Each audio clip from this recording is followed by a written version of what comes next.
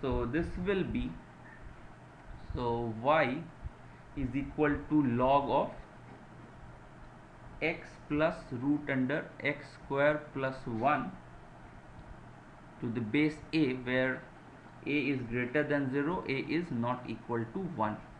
Okay, so this is the question. Now we have to find if this is a, if this function has a inverse function. Okay, so f of x is equal to log of x plus root under x square plus 1. So now we have to find if this function has an inverse. So what should we do? The sufficient condition we saw was that if we prove that this is strictly monotonic function. So let's first analyze this function. Okay, so try to analyze this function. So one thing we observe is that f of minus x, let's see, it helps. So to find f of minus x is, so log of minus x plus x square plus 1. Okay, and we see that, okay, x square plus 1 plus x into root under x square plus 1 minus x, this is equal to x square plus 1 minus x square equal to 1. So we see this expression is the inverse of, so 1 by x plus root under x square plus 1. So we can write log of 1 by root under x square plus 1 plus x, which is now equal to log of 1 minus log of root x square plus 1 plus x. Okay, so this is minus of log of root under x square plus 1 plus x. So we see that, okay, this function is odd. F of x is odd, as f of minus x is f of x. Next, what we need to see is that, so what if x is negative? Okay, so this square root, of course this will be positive, but this will be negative. Then overall, what is this inside the bracket? This term, what is it inside the bracket? So we see that, okay, root under x square plus 1 is greater than equal to root under x square, and this is equal to mod of x. So we find that, okay, x square plus 1 is greater than equal to mod x. Hence what happens? X plus x square plus 1 will always be greater than 0. Okay, so this is in fact, yeah, if x is not equal to 0, then what happens? X square plus 1 is greater than mod of x. Hence we can write that if, okay, x is not equal to 0, okay, then what happens? X square plus 1 is greater than mod x. Okay, so we now see that, okay, this can never be now negative, so this is always positive. Next, what?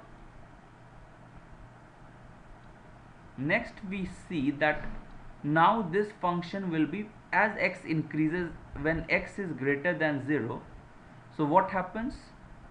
This function increases, isn't it? So when x is greater than 0 and it's moving towards the right, x is increasing, so this is also, this expression h of x is monotonically increasing, and hence log of this is also monotonically increasing, as this whole number is positive. Okay, so next what happens? So for 0 also, this is log of 1, which is 0. So we see that, okay, for x is greater than 0, this fx is monotonically increasing. So then what? If that is the case, we will just say that okay, if there is an odd function, something like this, which for x is greater than 0 is increasing. Okay, so something better I should draw. So for x is greater than 0, let's say a function is monotonically increasing. So now we want to see that okay, because it is odd function, so f of minus x is minus f of x.